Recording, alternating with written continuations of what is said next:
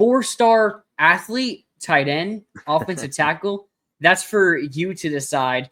But Heze Kent, 4-star guy, top 150. I think he's exactly 149th in the 247 composite rankings. Commits to Florida.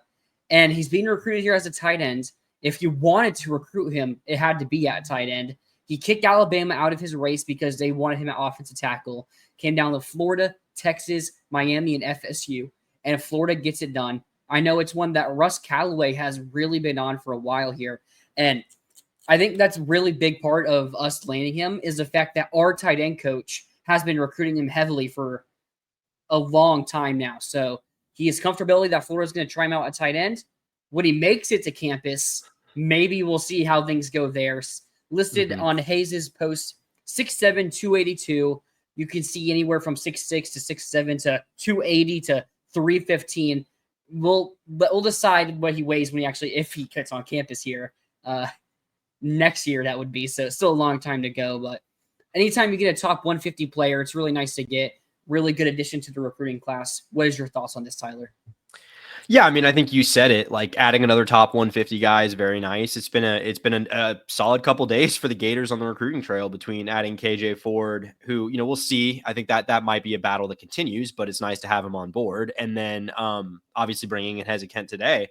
Like, I mean, this is you kind of hinted at it. I mean, his film is probably the most insane film I've ever seen from a high school prospect. I mean, like you said, recruited as a tight end. A lot of people kind of view him as a trench guy, either an offensive or defensive tackle at the next level. I mean, he pretty much played all offense in high school, but that role that he played, I mean, they had him line up out wide. They threw screens to him. Screens to a guy who's like 6'6", 6'7", potentially 300 plus pounds.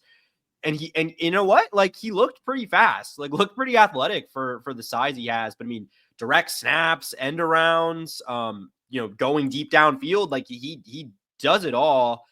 I mean, obviously Florida's recruiting him as a tight end. Obviously that was very important to him to be recruited as a tight end. I'll be honest that I remain a bit skeptical that skill set's going to translate to the next level. We'll see. I think he's a good player. I mean, he has some good blocking reps on that film too. So, I mean, I think you do try it at tight end because that's how you recruited him. Whether he sticks there, I mean, we'll see. Might need to, kind of transform the body a little bit there if that's going to happen long term. I think there's potential along the offensive line if it doesn't work out at tight end. But I think, ultimately just a really interesting player. And I like just fascinating, honestly. Like I'm very curious to see how the staff decides to use him because I think there's a lot of directions that could go. Yeah, I mean, over a month ago when he took his official visit, we were talking about him as someone that could possibly commit early on. Obviously, ended up waiting until July 12th, and the Gators do land him. But I remember specifically we were talking, and we were mentioning his film in that specific screenplay where he's beating out DBs, outrunning him, just out physicaling him, and doing everything that a normal receiver or normal tight end would do. So it's like, I think he's just that type of athlete that, hey, he only wants you to recruit him at tight end. You do that. And then if he gets on campus, maybe he'll have a couple weeks at tight end and maybe things won't go well at all. And he'll be like, okay, either two things are going to happen. He's like, okay, I can move, maybe play offensive tackle or offensive lineman, or maybe move to the defensive side and, try my luck out there. Or he just decides to transfer to a lower level and have fun in college. And I mean, we'll see, because again, this is something we've never seen in, like, you never see this in the NFL, never see at major power football, college football here. So I don't know what we can really say about it. Yeah, it's tough because, like, on the one hand, I want to be like really nice addition because he's a top 150 guy and the versatility makes him intriguing. But yeah, like he's really one of the only guys we've talked about here that's committed that I don't know what the outlook looks like. I don't know what his potential impact in 2026 and beyond looks like if he makes it to campus, just because will it translate? I mean, there's things to like. I mean, I think the speed is good. Oh, sorry, you want to say something? I will say we do have a little bit of a comparison here. I'm going to try to pull it up here real quick. So back in the class of 2022, Tony Livingston, who was being recruited as an offensive lineman or tight end, but Livingston was 6'4", 260, according to 247, and he was a 4-star guy, and he actually ended up falling down the rankings a good bit from when he originally committed to Florida. So again, like that's a little bit, and now Livingston plays tight end here. I'm pretty sure he's down to like the 220s, maybe 230s. Let me get his official roster weight here. No, he's playing at 260. Wow. And I mean, we saw a little bit of him last year, mostly towards the end, specifically the bowl game and a little bit against FSU, where you saw some things that make you that say, hey, maybe he could be someone here in the future. But what is his weight? I can't find his weight on here. I mean, his height. He on ESPN 6'5", 260. So I mean, there is a little bit of a precedent to where if you can get Heze Kent to drop 20 more pounds, or not as much because he's 2 inches taller than Livingston, at least according to Heze. So if you drop another 10, 15 pounds, then, you know, maybe it was players similar to Livingston who's probably a better athlete. Yeah, I mean, I do wonder if he's maybe closer to 6'6" than 6'7", just because, like, you know, these guys do kind of tend to exaggerate the height by a half inch or so, but we'll see. I mean, that is still a pretty big difference. Like, I think you're right. I mean, I don't think he's playing tight end if he's staying at 6'6", 300-ish. Like, I don't think that's going to work out. Yeah. So, I mean, like, there's things that I like about it. Like, I mean, like I said, the speed for the size is pretty good. And when he gets ahead of steam running downfield, he's a bowling ball. I mean, guys cannot bring him down. I mean, so many of his yards on the offensive plays that are on his film are yards after contact, because he's just a nightmare to bring down. Again, how does that translate to the speed of defensive backs in the SEC? How does that translate to, you know, the athleticism and power of linebackers in the SEC? I don't know. So, but I mean, it's intriguing just because, and especially because, you know, we'll see how things work out with like Tony Livingston this year, but like Florida's still looking for a reliable tight end under Billy Napier. It hasn't really worked out yet. You know, obviously Arliss showed his moments, but no one's really emerged there. So like there is an opportunity. Again, it's just so hard because I don't ever remember covering a player like this. Yeah, if you're wondering where this edition moves us in the team rankings, going into this commitment, we were ranked 15th at 247.09. This puts us at 253.25, which only moves us up one spot above Florida State, who has 4 more commits than us. 4 more commits than us at this point, and also puts us less than a point below Tennessee, who would have 3 more commits. It would put us 2 points below Clemson, who has 2 more commits. So it's a really tight bunch from like 8 to, which is 262, to about us and to FSU really at 15 at 252. There's like a 1-player gap if it's a really good player that could differentiate you from being 8th to being 15th. So we're in a good bunch right there that if you can land another big name, then you can really shoot yourself up these rankings. Yeah, I mean, I think there's the opportunity for that because I mean, Florida's kind of put itself. There are some of these guys like Heze Kent that we've been on for a while. There's other guys that we really haven't. That Florida's kind of emerged as a late contender for. So I mean, I think there will be more of that, especially if you go into the season and win some games. You know, if you're in the playoff hunt, if you've got momentum on your side, if it's clear that Billy Napier, if it's clear by mid-October, if Florida's 5-1 or whatever, and it's clear that Billy Napier's not going anywhere. I think at that point, it's, this class isn't exactly on pace to be where you want it to be. I mean, I think all things considered with the slow start, they're in a pretty good spot right now.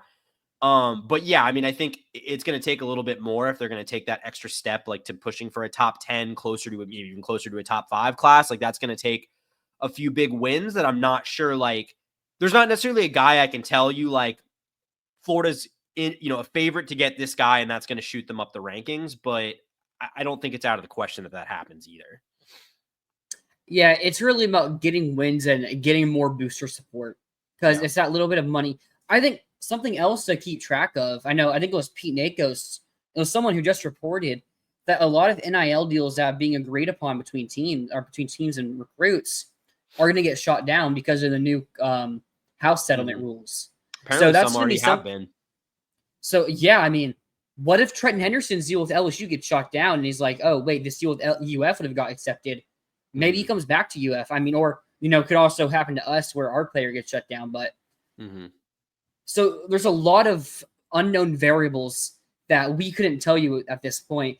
And you also have to factor in our players can still, I think we have a good amount of players who can still jump up the rankings a lot, especially with this On3 Rivals merger.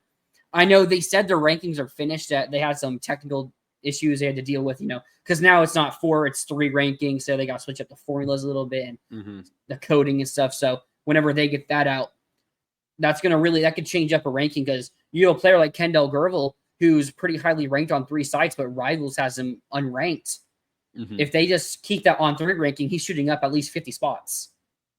So yeah, I'm curious. That's something I don't know if they've really addressed. Are they gonna do a composite of the On3 and Rivals rankings? Or are they just ditching Rivals? So what it is, so it's technically the Rivals 300 actually, and they just combine the 2 people. I mean, the not people, but the scouts. So now they collaborate together to make a rankings. So it's okay. So this isn't even like merging the 2 rankings. They are coming together and re-ranking everybody. That's my understanding. Okay. That's why I wasn't sure if they were just going to average out the two rankings and kind of do what they do for the 247 composite or the On3 industry, but within the On3 and Rivals rankings. I wasn't sure if that was the plan. Yeah, I mean, it could just be merging the 2, but I'm pretty sure they're collaborating to make 1 ranking. At least that's what I understood they were saying. So, we'll see what happens, and it should happen pretty soon. But I think it's looking good for the Gators. A lot of Gator commits, and hopefully some future commits that we could get. Which, hey, you may be asking, who could the next Gator commit be?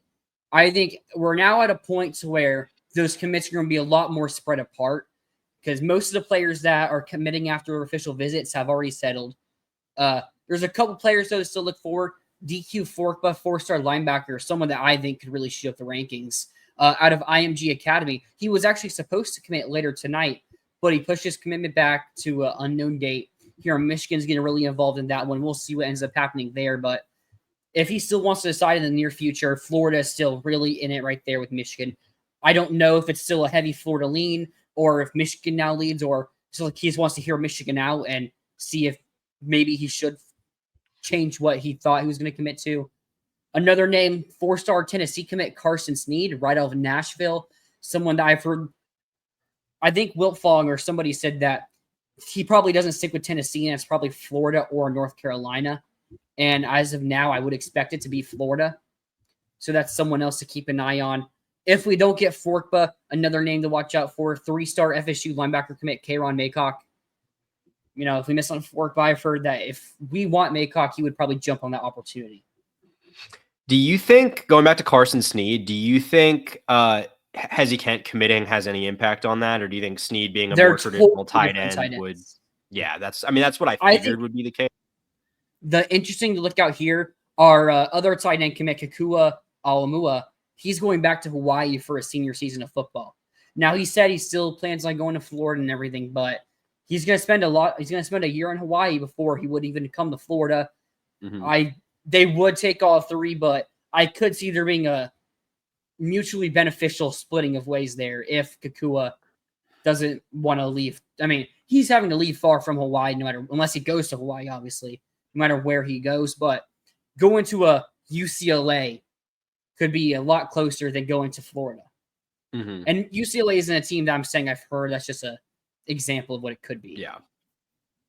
Yeah. I mean, I think in general, kind of to sum up what we've been saying, I think, obviously 4th of July weekend is kind of a turning point in recruiting. A lot of guys, or, the 4th of July weekend and kind of the week before and after are very big commitment weekends. Obviously Florida's added a lot of players in June and July. I think we're going to see things slow down a little bit here, but like you said, a few more. And I mean, yeah, I think ultimately Florida's in a pretty good spot, all things considered, going into the season. It feels to me like it's not ideal, but it feels to me like they're holding serve. They're entering the season in a good enough position where if you take care of business, you can probably close out with a pretty strong class, which is, I think, all you can ask for at this point, considering Florida's still yet to take that next step on the field to being like an SEC contender, CFP contender kind of team. Yeah. Really making that playoffs is probably where you'll see the buy-in for Florida more. Yeah. Thank you guys for watching this video. Really excited about this commitment. We're going to see who else we can get. But if you like the video, make sure you leave a like on it, comment on this video, subscribe to the channel. We will be live tomorrow night, 7 p.m., Sunday night for those not listening today. But some pretty big news to talk about with SEC Media Days coming up and DJ Lagway going. I think it's a pretty good sign about his health situation if Napier is allowing Lagway to go to Media Days. So we'll be talking about that tomorrow night. Thank you guys for watching. And as always, go Gators.